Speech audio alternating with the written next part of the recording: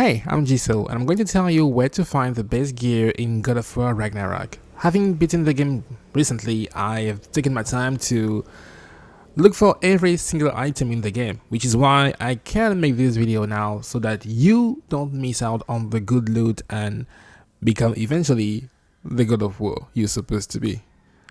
Don't forget to drop a like on the video so that we can reach more people, and subscribe if you want to support the channel. With that said, let's actually dive into it.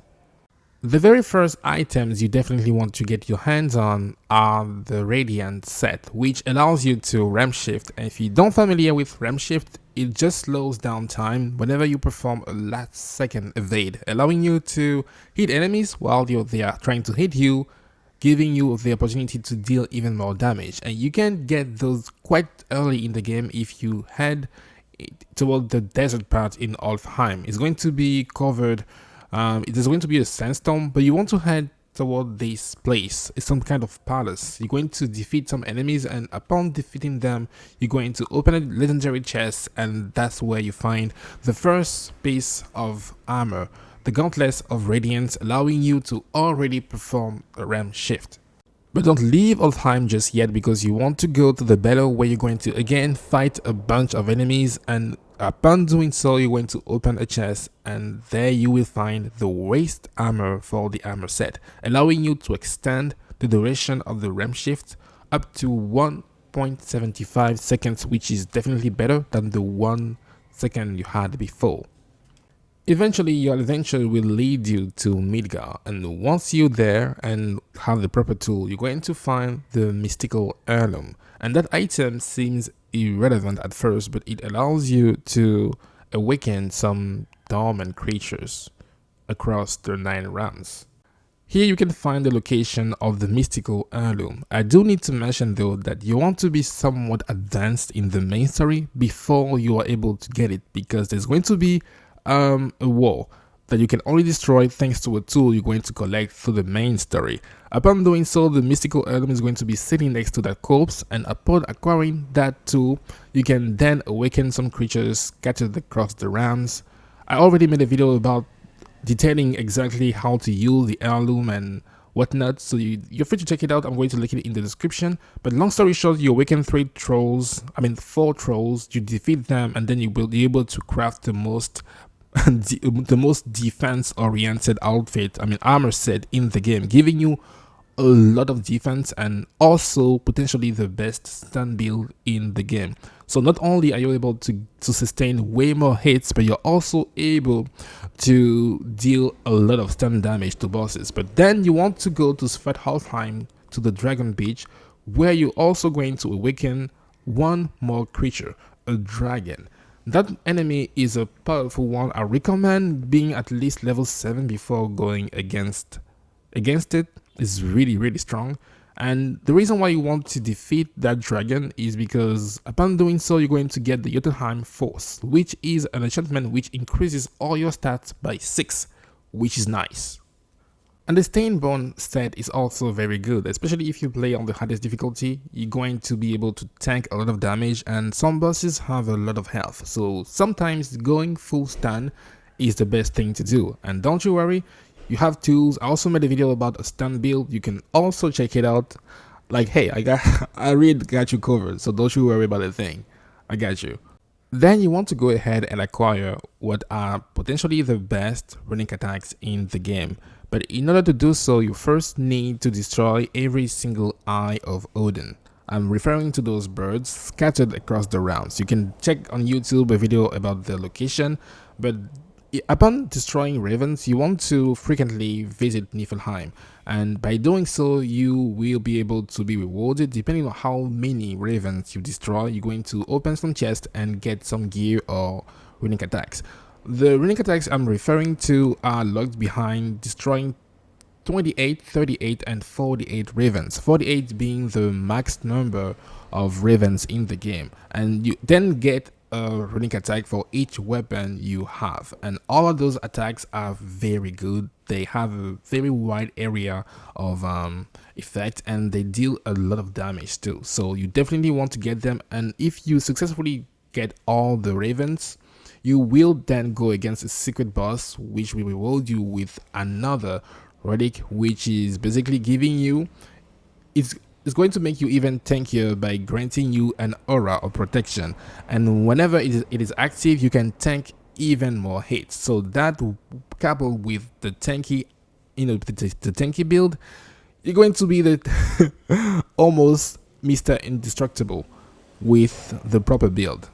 And oh, in case you're still in Midgard and not too far from the King's Grave, you want to follow this trail is going to lead you to the Eternal Campfire, where you're going to interact with the pot, a cooking pot, and then start a quest where you have to collect 4 ingredients scattered across the realms. The first one is nearby, next to the camp, and whenever you see those paintings on the wall, it means that an ingredient is in the vicinity. Now you want to head in toward Alfheim, where you're going to find the second ingredient. And again, as you can see, there's a painting on the wall. It means the ingredient can be found nearby. Now we want to go to Vanaheim. In the second part of Vanaheim, you want to progress in the story to be able to unlock this gigantic, very big area in Vanaheim. And again, painting on the wall, you can find the ingredient here. Lastly, you want to go to Svartalfheim, where you're going to find the last ingredient. And remember, in the beginning of the game, you were able to come here already. And again, painting on the wall, ingredient on the ground. Now you want to head back to the campfire, where you're going to interact again with the cooking pot and be rewarded with a great item, because that item allows you to permanently increase every single stat by 5. That, with the Jotunheim Force amulet, enchantment, means you have permanently increased your stats by 11, which is great. As long as you do equip the enchantment to begin with. Very important. Now, if you remember, while you were in Midgard, you acquired a hilt, the Hilt of Skafnan, which allows you to now interact with gravestones and fight powerful foes. The reason why you want to do so is because upon beating every single boss, you're going to acquire the most powerful armor set and also relic in the game. I'm talking disgusting damage to the you're going to be so overpowered, it's not going to even sound fair. And the first one, the very first one, the first armor piece is going to be in Midgard, where you're going to fight Frekning the Zealous, which is, I'll say, a decent boss. He's not too far, he's not too strong. You can beat him and then get the waist armor. Now you want to go back to Alfheim, where you're going to fight 3 berserkers at once, and I highly recommend being at least level 7 if you don't want to hate your life and suffer. But if you successfully defeat them, those 3 berserkers, you're going to get the chest armor for the berserker set, which is probably the most powerful, it's the most important piece of that armor set. So here's how it works. Every time you use a relic, for 15 seconds, you're going to see a huge buff in the melee damage you deal, but the incoming damage you receive is also going to be increased. So it's like a high risk, high reward kind of armor. And because you also have the wrist and waist armor, you're going to be able to use those relics even more, because they decrease the cooldown of your relic, allowing you to use them even more in battle, getting that buff every so often. Unfortunately, you can only get the race armor after you beat the main story in the game. If you do so, you're going to see that you have new gateways available for you. You want to go to Niflheim and beat that berserker and then get the race armor. If you beat every single berserker in the game, you're going to go against the boss now in the King's Grave in Midgard. He's a powerful opponent. I recommend being prepared and also being level 8 if you want to increase your chances of survival. He's just a pain in the ass, but if you beat them, you then get probably the best relic in the game, the Hilt of Skafnan. That relic is disgusting and it's going to spawn 7 swords, and those swords are going to attack enemies for a certain time. But because every time you activate a relic, thanks to the chest armor of the berserker, you're going to get a buff in the melee damage you deal. Chances are those health bars are going to disappear in no time, which is great. It feels like a great reward after so much suffering. So definitely get your hands on that very powerful relic. And last but not least, you want to then go to Merselheim, where you're going to face Queen Gna, the Valkyrie queen. She's fierce, she's many things, she's going to kick your butt multiple times if you're not prepared, and that's why I actually took the time to list every single thing you can pick up along the way, because you're going to need all those things, especially the Berserker armor set, because it's going to make this fight way easier than it has to be. Beat her. After a fierce fight, you're going to get the Round of Obliteration, which is a very good shield attachment. It not only does it increase most of your stats, but also you also get the ability to shoot projectiles out of your shield, which is awesome, I guess. It is really good. And whenever you activate the shield, you don't have to use it right away. You can keep it activated for a while and shoot whenever you feel like it. Yeah, I think it lasts 10 seconds or 15 seconds, I don't know, but hey, you don't have to shoot right away, and hey, you can shoot out of your shield.